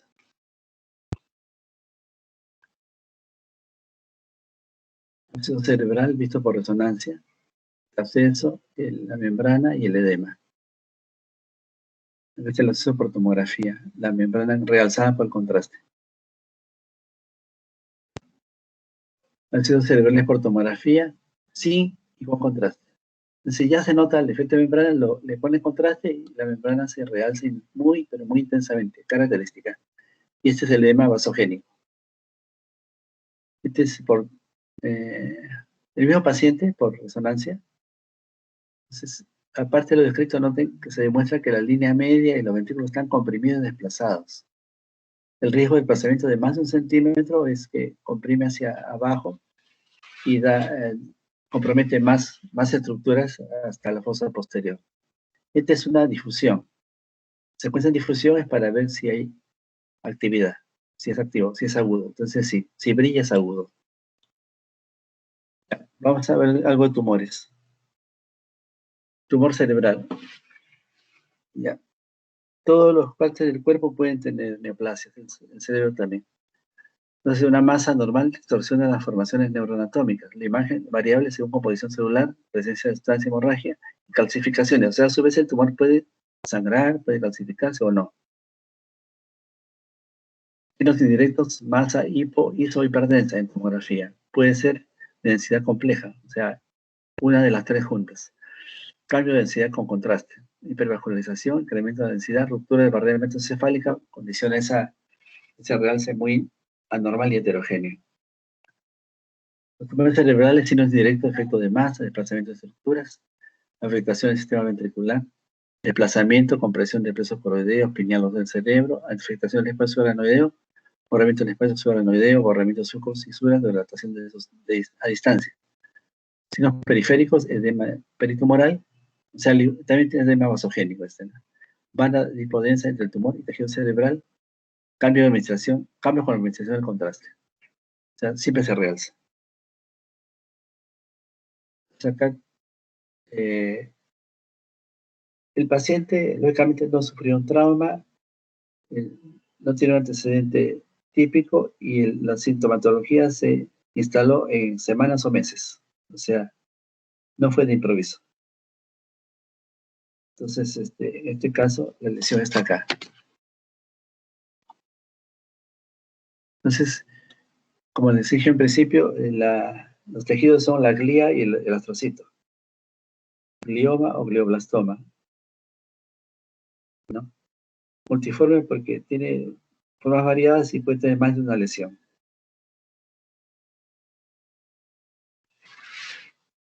Ya está a nivel occipital del lado derecho. Y acá tenemos una resonancia en T2, T1 y T1 con contraste. ¿Ya? Entonces, la T1 sería la de origen en realidad, ¿no? Donde se ve la lesión heterogénea, una especie de contorno y una hipoxia que sería el edema. Ya hacia el T2, si noten que el edema se ve claramente porque el T2 ve los líquidos y el tumor es menos edematoso y un giro. Ya le ponen el contraste y la lesión que está acá se realza. Esta es la membrana, es la pus, detritus y el edema vasogénico peritumoral en resonancia.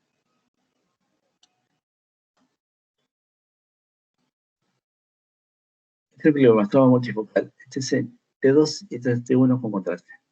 La lesión está acá, la clínica contraste en T1 y se realza en el borde heterogéneo del centro y tiene un implante acá. Entonces, glioma multifocal. Nuevamente, la instalación ha sido gradual en cuestión de meses.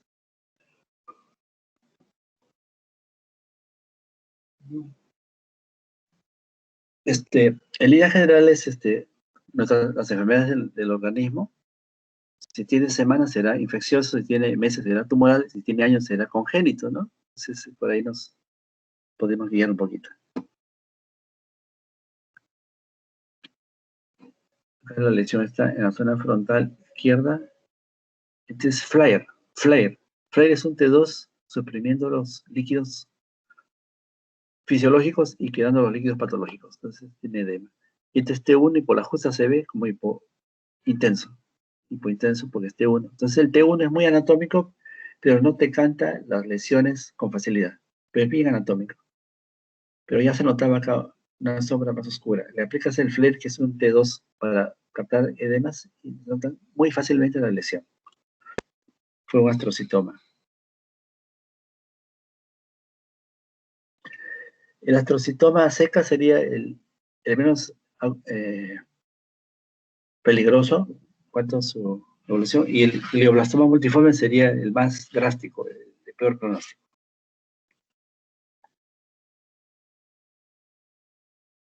Por ejemplo, esta es una lesión tomada hacia la fosa posterior, acá. Esta es tomografía y parece líquido. Hacen resonancia T1, T2 y líquido. O sea, se forma como un quiste, y parecía un quiste, pero lo operan y fue un astrocitoma. Entonces los astrocitomas podrían presentarse como formaciones quísticas, sino que con el contraste este se realzaría y el quiste simple no se realzaría.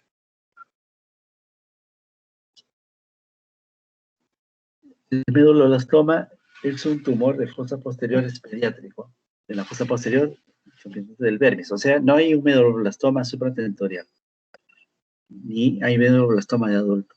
Comprime el cuarto ventrículo, puede de hidrocefalia, hiperdenso en T2, heterogéneo y quístico en T2, 20% se calcifican. Diagnóstico diferencial con hemangioblastoma, que es la tercera década. Por ejemplo, el astrocitoma que vimos era de un adulto. En un niño no habría, ¿no? No habría posibilidades. Dice acá 6 años, es un niño de edad pediátrica. Entonces el tumor es este, en T1 le aplicas contraste. ¿Cómo se hace contraste? Porque estamos viendo el polígono de Willis, y acá no. Entonces la lesión se realza y está en el vérmis. El vérmis es lo que une los dos hemisferios cerebelosos. Entonces la primera posibilidad es acá un medulloblastoma. Comprime el cuarto ventrículo, lo deforma, no, el cuarto sí, lo deforma con la punta silvio comprimido y da hidrocefalia. Afortunadamente este medulloblastoma es resecable y responde a la radioterapia y vive muchísimos años después del tratamiento y la cirugía. No es tan malo como otras neoplasias. Ahora vamos a mencionar algo sobre espectroscopía. Hasta ahora vimos imágenes anatómicas, pero se puede asociar imágenes de captación el comportamiento de los metabolitos, que es la espectroscopía. Entonces, una vez visto una lesión al cerebro, aplica un detector que se llama caliper y te da un trazado.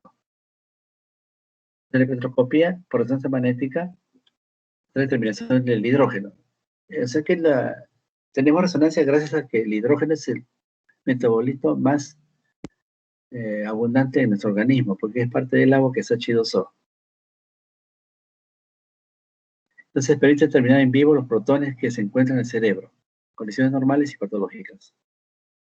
Y tienes un espectro metabólico del cerebro. Se considera una técnica provisoria para la evaluación no invasiva del metabolismo cerebral. No requiere sustancias radioactivas y no se pone en contraste. Y en 6 minutos lo realizan. Los metabolitos del cerebro se encuentran en concentraciones milimoles. Entonces, las señales de agua, grasa y cerebro de estructuras vecinas pueden sobrepasar y distorsionar las señales de los metabolitos. Por supuesto, se emplean técnicas para limpiar el terreno e impedir resonar, ¿no? La cuantificación del espectro es complejo. Se usa la comparación y la relación entre los diferentes metabolitos, usando la creatina como control de consideración un pico más estable. Es un trazado de espectroscopía. Ya. Acá CR significa creatina. Acá hay 2 creatinas. CHO significa colina. Na significa N-acetilospartato. L, lípidos. Entonces tiene un trazado. Ya, espectroscopía con el tipo de eco intermedio 135 programada sobre un volumen con contraste. O sea, se usa contraste para determinar que hay una lesión, le ponen el detector. Lo normal es lo siguiente, que el Na esté muy alto y la colina esté bajito. Y que el lípido ni siquiera exista, ¿no? Entonces, esta inversión hace que nos explique que se destruye parénquima y actividad anormal. La colina es mucha actividad y Na es destrucción. Y esto es signo de necrosis. Es normal. Mire, el NAA en las partes es alto y la colina es más baja. Acá era al revés. La colina está alta y el NAA está abajo. Y acá los lípidos que se ven acá ni siquiera se ven. Y ahí es una espectroscopía normal. Entonces la creatina debe estar casi con la colina, que es la unidad. Ya, entonces, si esto aumenta y esto disminuye, neoplasia con destrucción. Es un espectro normal. La Na muy, pero muy alto, la creatina casi con la colina. Y los lípidos y otros metabolitos no se notan. En un glioblastoma multiforme, tenemos la Na acá, deprimida, y la colina elevada, y al costado del lípido hay una unidad que se llama lactato. El lactato normalmente pasa desapercibido, pero si se eleva el lípido, el lactato, signos de destrucción ósea. ¿Ya? El LNA en este apartado es 2 partes por millón, miren. Acá es 1 parte por millón, 1.5, 2 partes por millón, 2.5, 3 y 3.5 partes por millón. El LNA cae con el número 2. ¿Ya? La creatina sale en el 3, miren. Vamos a ver cómo sale. Na en este apartado, 2 partes por millón. Creatina, 3 partes por millón. Colina, 3 puntos partes por millón. Inositol, 3.6 partes por millón. Los lípidos estarían en 1 parte por millón, ¿no? Los lípidos y el lactato. El buffer es el creatina, es el que... Necesitas el buffer en 1. A ver si acá. Y acá hay un gráfico. La creatina debe estar en 1 acá. Esta es la escala de los picos. Esta es la escala de las partes por millón, ppm. Entonces la escala X y Y, ¿no? En la escala X, si la creatina está en el 1, el trazado es correcto. Entonces, basado en eso se hace un trazado de una comparación.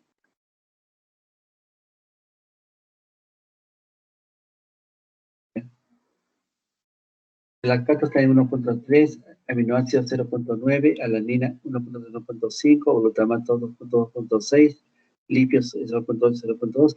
Miren, por ejemplo,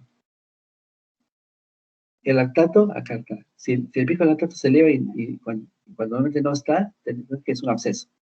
Entonces, si ponemos una lesión, dudas entre tumor o absceso, tienes la clínica que te da un absceso, pero tienes estás seguro, le haces petroscopía y te da el lactato. Y bueno, pues, si se acuerdan, el tumor no incrementa el lactato. Por ejemplo, la alanina está en 1.5. Es una lesión periférica, realza la meninge, tipo tumoral, y le pones el atrasado y crece a nivel de la alanina, que está en el 1.3 y 1.5, te dice que es un meningioma. Por lo tanto, la espectroscopía colabora con las imágenes puras para orientar a cuál es la mayor probabilidad ante una lesión que estemos describiendo. Si quieres una tuberculosis, busca los lípidos en 0.8, 1.1, 1.5 o 6 partes por millón. Y entonces ayudas la imagen, la espectroscopía y tu capacidad clínica. La última. Ya, listo. Ahí termina la clase, fue la última. Está muy frondosa. Ya, la tienen grabada y después voy a intentar mandarles el PowerPoint al delegado, ¿ya?